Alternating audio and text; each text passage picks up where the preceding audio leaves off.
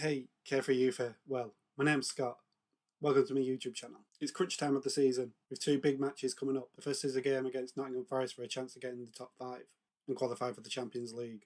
And the second game is against Real Betis in the Conference League final. But in this video I'll be focusing on the Nottingham Forest game, delving into the fixtures of the teams that are trying to get into the top 5, the current league standings, the head-to-head fixtures earlier in the season, the team lineup, and focus on those key players from Nottingham Forest team that could really hurt us. Anyway, with intro out of the way, let's get into it. So here we have it, the 4 fixtures. Fulham at home against Man City, Man United at home against Aston Villa, Newcastle at home against Everton, and lastly, our match, Nottingham Forest against Chelsea. On paper ahead of the fixtures, I expect City, Aston Villa and Newcastle all to win. So that puts real pressure on us to win as well. But it might not be as simple as that. Let's look at the reverse fixtures in October.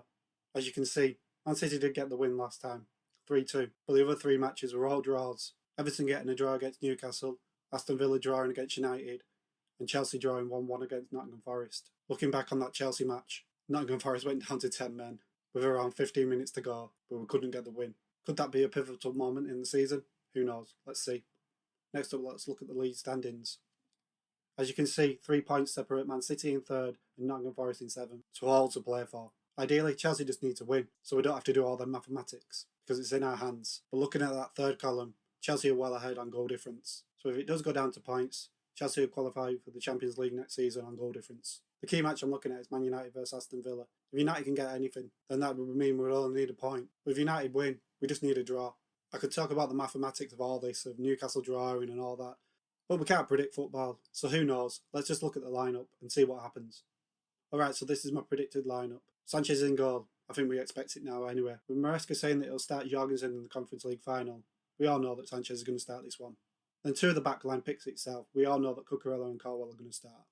The only question mark is who's going to play in the other 2 positions. Right now I've got Tosin. Tosin started against United, so maybe he starts again. We've got a clean sheet. Maresca might feel that Tosin's got the better qualities to stop Chris Wood. And then at right back, I've put Caicedo there, but it could be anyone. Could be Gusto, could be James. But my thought process is, Lavia is definitely going to start, because he's not in the Conference League squad for Wednesday's match. Do I ideally want Caicedo against them wingers? Not really. But I don't see Maresca starting James 3 games in a row. He started against United, and then if he starts against Nottingham Forest, then I can't see him starting in a Real Betis game. And for this reason, I don't think he'll start Reece James. I think he'll rest him this match and be ready for Real Betis. Next up, into the midfield. Here we are, Lavia and Enzo. Honestly, I don't think there's much to say in midfield, so let's move on to the wingers. And I've stuck with the same players as last game. From the previous matches, it looks like Maresca favours Neto and Madueke, and then Cobham. We know he's the first man on the team sheet. And lastly, let's look at the forward line. And with Nicholas Jackson suspended, I've gone with Tyreek George. This could easily be somebody else. It could be Neto up front and Sancho on the wing. But it does feel like Maresca has faith in Ty. So for that reason, I think he'll start. And lastly, let's have a quick look at the players that could make it into the team. Trevor Chalobah. Yeah, he could come in for Tosin. I think it's a bit of a flip of a coin for who starts out of them 2.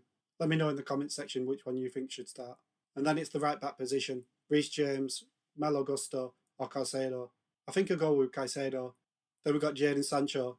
He couldn't play last game because of Premier League loan rules. So who knows, he could start. And if he does, I think Noni will go over to the right, and I think Neto will go up front and Ty will drop out the side. Then the last 2. And Cuckoo's been out injured for a month, so I don't really see him starting, because only a couple of days ago, Maresca said he wasn't 100% fit.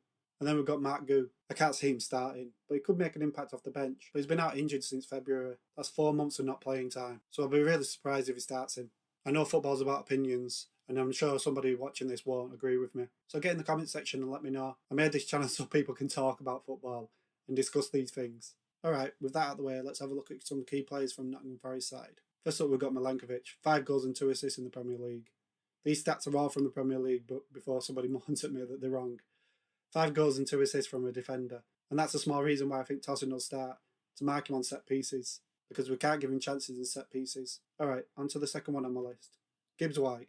And from watching him for a couple of seasons, I can see why Man City are interested this summer, and I wouldn't be surprised if he makes the move. With De Bruyne leaving and Gundogan getting a bit older, Gibbs White could really slot in and help him.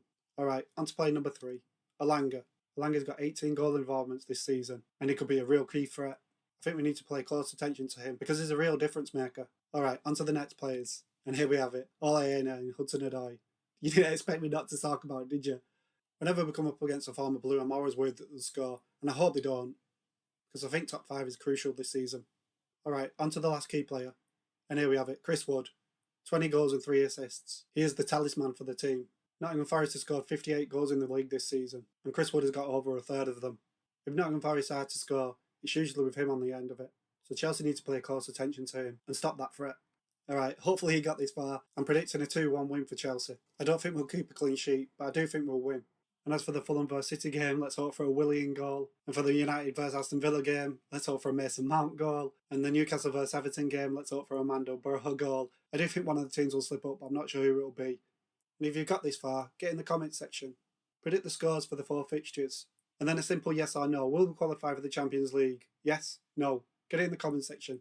Let's see what we all predict. So this is a new YouTube channel, and I'm really bad at this, and I already know. But that's why I'm doing it. I want to try and test myself.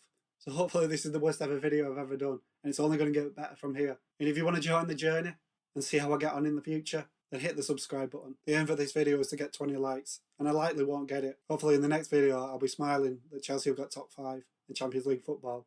Anyway, signing off.